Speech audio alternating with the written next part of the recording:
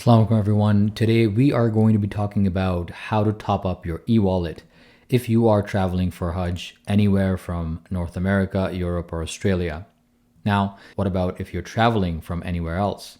In that case, you do not have to worry about topping up your wallet in Nusuk because Nusuk is nowhere in the picture. Instead, you are actually working with one of your providers who you will be working with directly for payments. Now, taking a look at the topics, we'll discuss timelines, options we have, along with what planning is necessary in order for you to execute, and then eventually the refund. We had started talking about this timeline in one of the prior videos. What we had called out at the time was the 1 month duration between getting verified and the package going live for sale.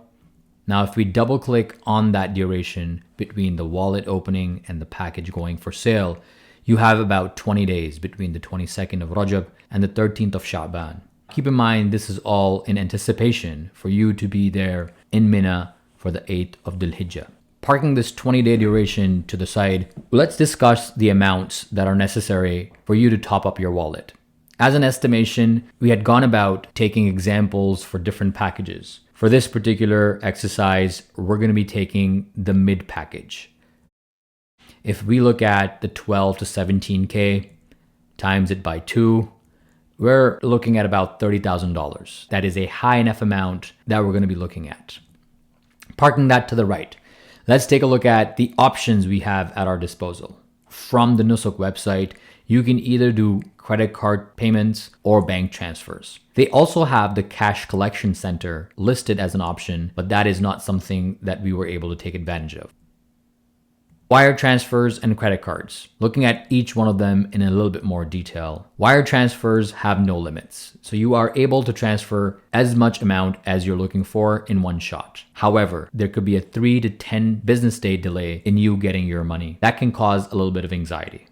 On the other hand, credit cards are instant deposit, which means you do not have to wait. As soon as you make the payment, you see the amount in your e-wallet. However, it is a 10 to 25K limit, which means you might have to look at multiple cards. And then another thing to worry about, you have fraud alerts that could be triggered on your specific credit card.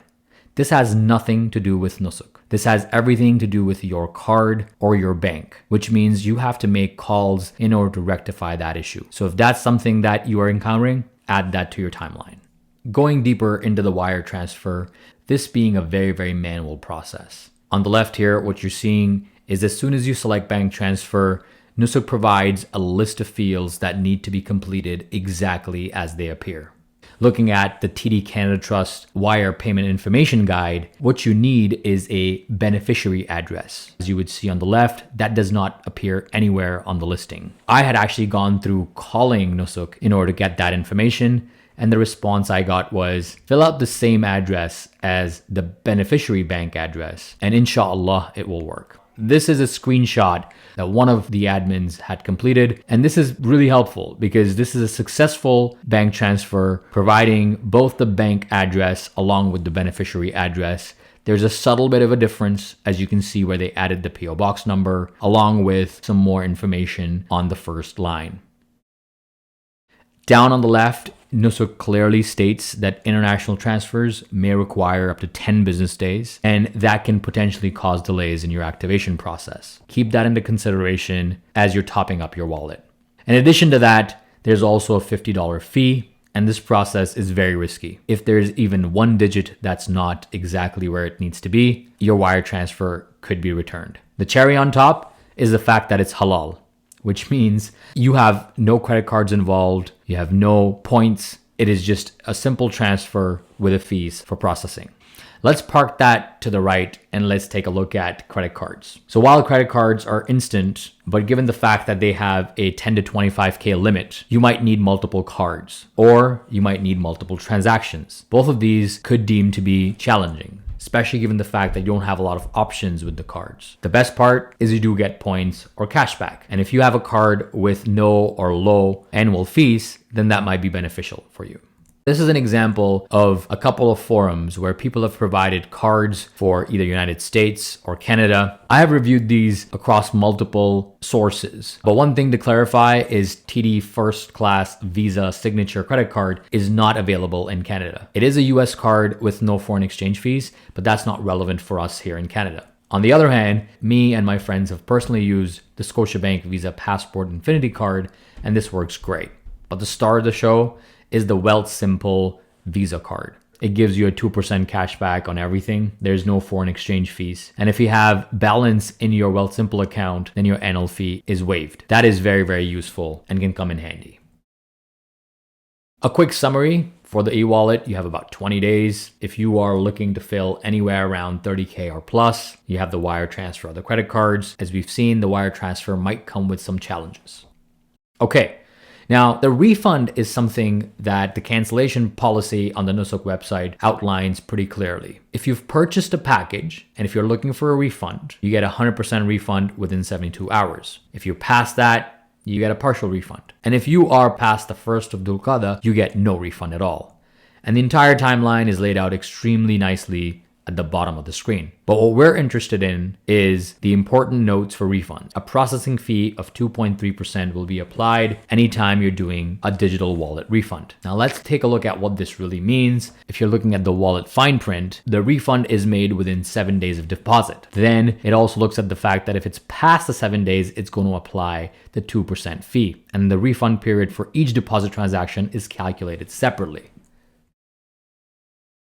In our example of 30K, let's assume that we had wire transferred 25K and topped up 5K using a credit card. And assume that our package costed about $29,000, which means that we had a balance of about 1K. This 1K will be deposited towards your wire transfer and not towards your credit card. What Nusuk follows is LIFO, which means last in, first out. In our case, going top to bottom, we deposited the higher amount up top and then topped it up at the bottom. Nusuk starts taking money from what you deposited last. So you get the refund on the first deposited amount, which came in from a wire transfer. Now, I haven't had a lot of experience people getting their money back from a wire transfer, but I have done it myself on credit cards. So let's take a look at that example. In my case, I had about $70,000 for multiple family members in the e-wallet. I had used the Wealthsimple and the Scotiabank card for about $69,000 and $1,000 for a top up. The balance, once all the packages were purchased, was about $5.7 thousand. I got a refund of about 5.4K on the Wealthsimple account. That is a difference of about 5.2%. Seemed high. Then I looked at what the equivalent was in Saudi Riyal. My balance in the digital wallet before the purchase was about 189K. After the purchase, the remaining balance was about 5.4K. This is the transaction of the refund that we got, 5.4K. So the 15.4K equated to about 14.9 that I actually received. And if I get rid of all of the exchange rates and transaction fees, that's about a 3.2% delta. So with that, let's recap. Our biggest takeaways are: number one, wire only if you're doing it early. If you're a few days or a week into the process, try to resort to the credit card.